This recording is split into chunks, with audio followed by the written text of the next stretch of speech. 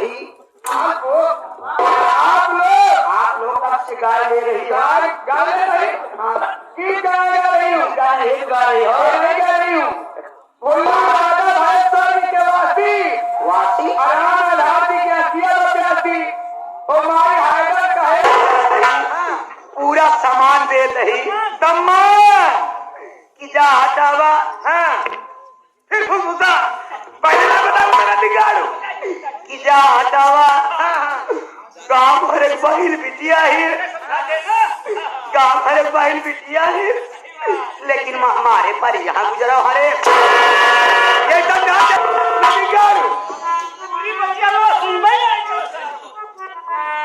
पूरी बात चलाओ ना सुन पहले बोल रही है ऐसे चलो मलाबा मार खा सादा लागत है दिसंबर ना पार हो काम करा। अब पहली जनवरी का बयान लिखो तुम करा। सारी बात छोड़िए।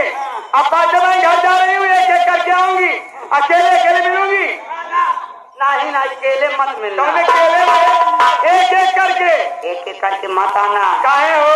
जब आना तो दो दो करके आना। क्यों? दो भाई रहेंगे, रास्ता साफ रहेगा, हम लोग जुगाड़ बनाए रहेंगे। अच्छा एक एक करके आऊंगी। एक एक करके कैसे जा रही हूँ? दो दो